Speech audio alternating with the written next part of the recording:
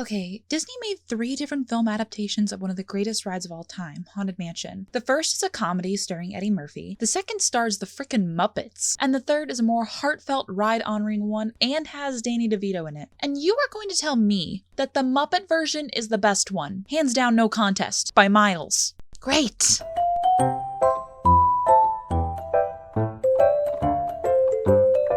Hey, what's going on, guys? It's your BFF Snowy Oreo 663 here, right now. And I had the absolute displeasure of seeing Haunted Mansion at 9:30 p.m. when I had to get up for work the next day at 8 a.m. Fantastic! I'm not even gonna beat around the bush for this one. It sucked hard, and I'm very angry right now. And it pisses me off beyond belief to say this. The Haunted Mansion as a ride is so unique and has endless opportunities to make something good out of it. Hell, the first 2 Pirates of the Caribbean movies were fantastic. Jungle Cruise ended up being weirdly enjoyable. Even Country Bears had some moments of quality. The Eddie Murphy Haunted Mansion was ironically hilarious with how bad they fumbled. But this new adaptation is just shit. Boring, dull, uninspired, shit. So I saw this movie with my brother, Kyle. He had never been to Disney and had no knowledge of the ride. Literally every minute or so during the movie, I would just poke him and whisper, "Hey, that was on the ride. Hey, that's from the ride. That's on the ride." And while yes, I do appreciate that it seemed to honor the ride a little more than the Eddie Murphy one, it all comes down to a reference. The audience just becomes that one Leonardo DiCaprio meme every few minutes. They don't do anything creative with the references, they're just references. Even when they do try to incorporate ride references into the actual story, they fumble so hard. Madame Leota, as talked up as she is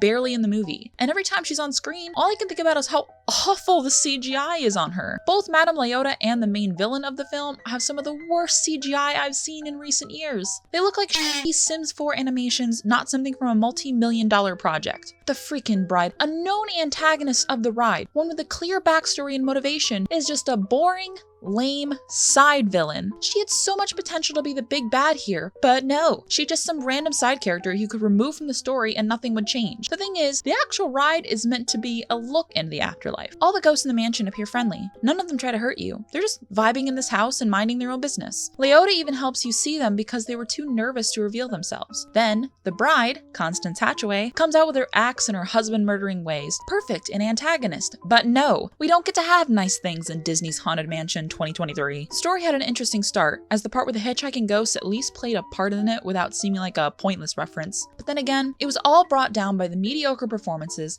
lack of passion, and painful attempts at comedy. Danny DeVito is just about the only character that consistently was funny, but that's sort of a cheat. You could put Danny DeVito in the worst movie on earth and he will easily be the best part and still bring his A game. Owen Wilson did his best here, but then again, Owen Wilson's best isn't really all that good. The child did fine during the comedic parts, but in any other scene he was just awful. But where things get bad with the comedy are the other actors, especially the medium psychic lady. The level of comedy we get from her especially is the worst kind of comedy. Product placements disguised as a joke. The product placements run rampant in this movie and they severely bring it down. It's not just her, but she has the most egregious acts of them. We have to use this Yankee candle for the ritual. I keep forgetting to cancel my subscription to Amazon from it. Spirit, please use this pen and paper that I got from CVS to communicate with us. We have to burn the sage that I got from Costco. Hey man, you want to use some Burger King? Hey, let's pictures in the U-Haul box. We have to burn the sage that I got from Costco. I love U-Haul. Let's have some characters in the U-Haul trailer. This guy's dead wife's pictures in the U-Haul box. Baskin-Robbins. There's this really good scene where the main character is giving this super emotional monologue about his late wife. He's in tears, the acting's on point, the music is swelling. He's talking about the little things she did that made her special, then about the day she died in a car accident. He's speaking through tears and he's like, she went out for a drive because she wanted tater tots. And then she stopped by Baskin-Robbins.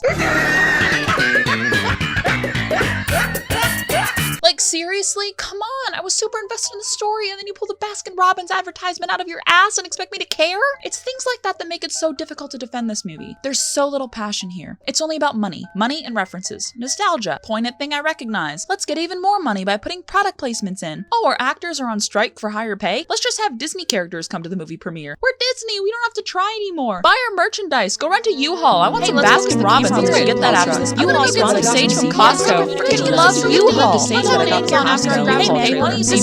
don't know if you can tell, but I'm currently running on a few hours of sleep. I just got done at work, but no, I can't go to sleep because instead I have to write, record, and edit a review for Disney's Haunted Mansion 2023. Not to mention my power flicked off a few times while writing this script, so I lost a lot of progress. I'm just so angry. And All I'm gonna say about Jared Leto Hatbox Man, aside from the fact that his CGI was horrendous to look at, is that the whole storyline was stupid. The Hatbox Ghost is just some dude in the mansion. He didn't even exist in the damn ride for a majority of the time it was open. His figure looked like shit when it was first installed, they removed it. Then they reimagined it and put it back in like 2016. Oh, let's make this guy the main villain when the easiest villain ever is right next to the damn guy. 2 Funtime Fox Beats out of 10 purely because the one monologue minus 1 Baskin-Robbins plug was at least really well done. I don't even care anymore. If you like this movie, I wish I had the ability to fully turn off my brain and vibe to something like this.